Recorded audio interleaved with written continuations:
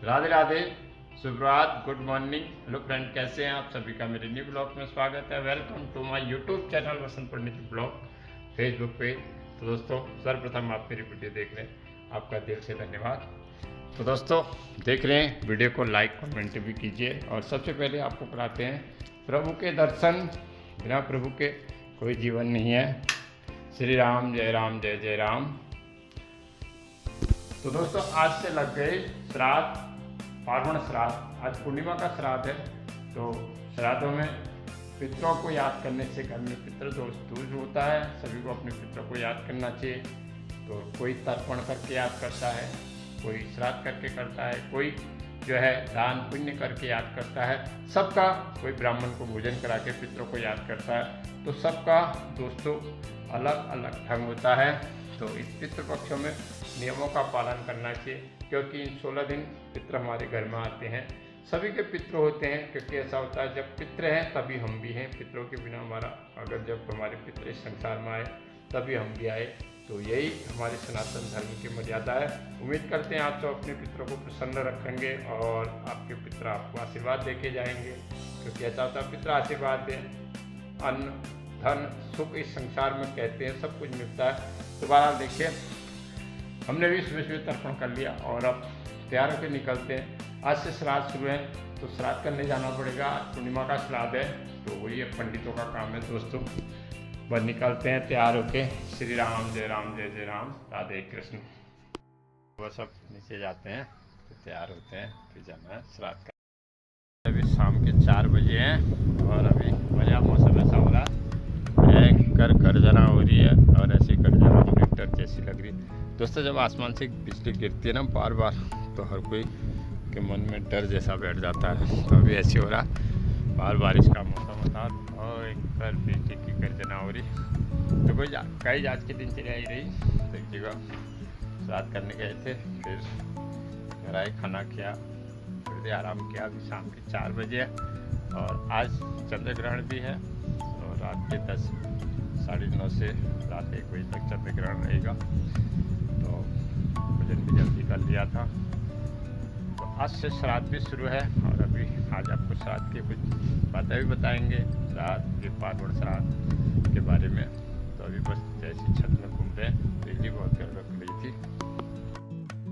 तो गाइस, अभी शाम के समय घूम रहे हैं इवनिंग वॉक को और शाम का सुंदर नज़ारा आपको दिखाते हैं। थोड़ी देर हो गया, थोड़ी देर घूमेंगे गाइस, फिर घर को जाएंगे।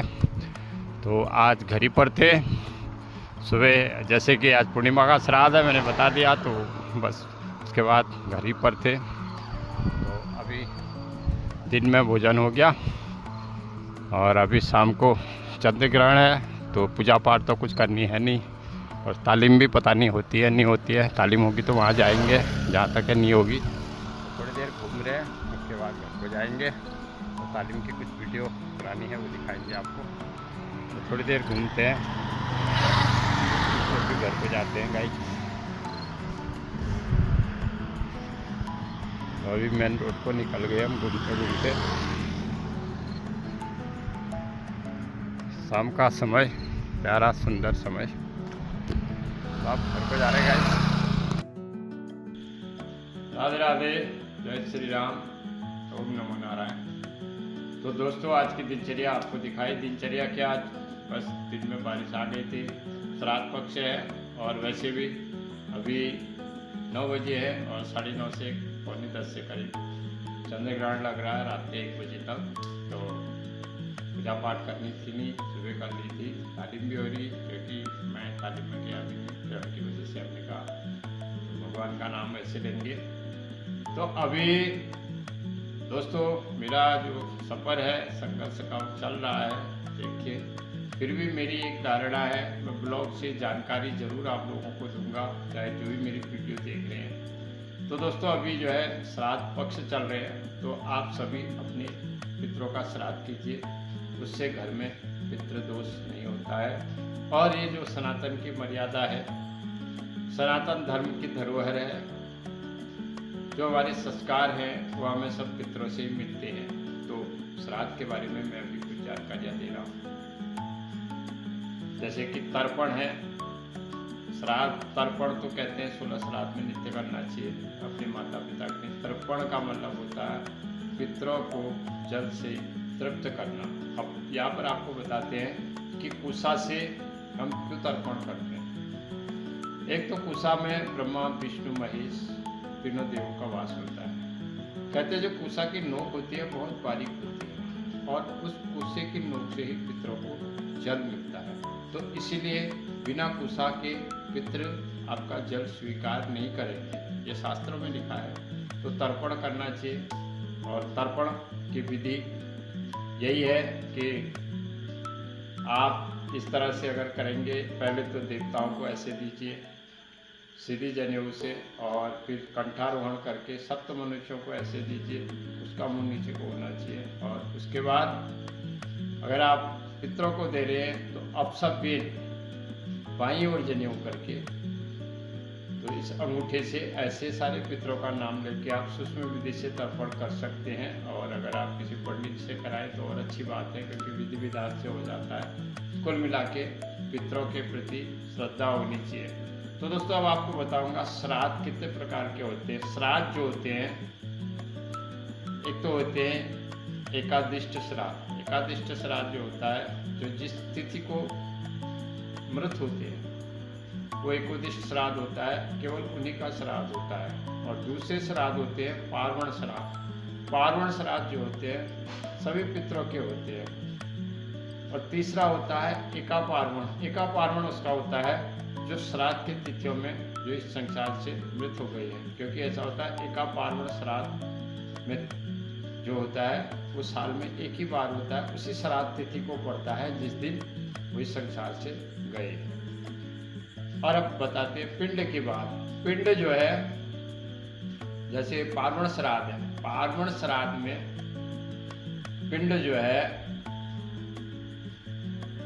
जो पिंड देते हैं पार्वण श्राद्ध में, एकोदिष्ट श्राद्ध में तो एक उन्हीं का पिंड होता है, एक बलि होता है, एक पिकरदान होता है। लेकिन जो पार्वण श्राद्ध होता है, पार्वण श्राद्ध में 6 पिंड होते हैं। अगर आप पिताजी का श्राद्ध कर रहे हैं तो पिताजी, दादा, परदादा और नाना, परनाना, वृद्ध परनाना, इनके 6 पिंड होते हैं और 2 उनकी बलि होती है। एक में 6 गोल 3 लंबे बनाने चाहिए। एक जो होता है बछड़े का होता है। और उसके बाद होता है एकापार्वण श्राद्ध। एकापार्वण श्राद्ध में दोस्तों, जो एकापार्वण श्राद्ध होता है, उस एकापार्वण श्राद्ध में 3 पिंड होते हैं। उसमें जो ननिहाल मालाकोट के पिंड लिप्त हो जाते हैं, पिता, दादा और दादा, वो एकापार्वण। और महिला का हो तो माता, दादी और दादी, तो एकापार्वण में 3 पिंड होते हैं। और अब पार्वण श्राद्ध। पार्वण श्राद्ध में 2 श्राद्ध पड़ते हैं, एक तो अष्टका, एक अनुअष्टका। अष्टका श्राद्ध पिता के होते हैं, जो अष्टमी तिथि तक हो जाने चाहिए, 1 से लेकर अष्टमी तिथि तक। और अनुअष्टका श्राद्ध माता का होता है, तो नवमी के दिन होता है। किसी कारण आप नवमी के दिन नहीं कर पाए तो बाद में भी कर सकते हैं। तो नवमी के दिन माता का श्राद्ध होता है। तो माता के जो श्राद्ध होते हैं उसमें 6 पिंड की जगह 9 पिंड होते हैं। 9 पिंड इसलिए होते हैं, अब यहाँ जब माता को हम पिंड देंगे तो पिता को भी पिंड जरूर देना पड़ता है। अब पिता, दादा, परदादा, माता, दादी, परदादी, नानी, परनानी, वृद्ध परनानी, तो इस तरह के जो होते हैं श्राद्ध होते हैं। और श्राद्ध से पहले तर्पण करना चाहिए। और श्राद्ध जब आप श्राद्ध करते हैं तो उसके दिन पहले दिन व्रत होता है, एक टाइम पूजन होता है, ये तो सभी जानते हैं। तो श्राद्ध इसीलिए करते हैं। श्राद्ध का मूल तत्व, अगर से हम श्राद्ध को अगर जाने, अपनी छोटी बुद्धि, छोटी ज्ञान के अनुसार तत्व से जाने, तो हम पितरों का पिंड बना के उनको तीर्थ में भेजते हैं, विष्णु के करीब भेजते हैं। जो जगत नारायण है, उस नारायण के शरीर उनको मिलाना चाहते हैं, क्योंकि उनको मुक्त हो जाए, मोक्ष की प्राप्ति हो। तो हर कोई पुत्र जो है, जो भी श्राद्ध करता है या अपने पितरों के निमित्त कोई भी क्रिया करता है, तो वो उनके मोक्ष की कामना करता है, न कि उनको संसार में बुलाने की कामना करता है। मोक्ष मतलब मोक्ष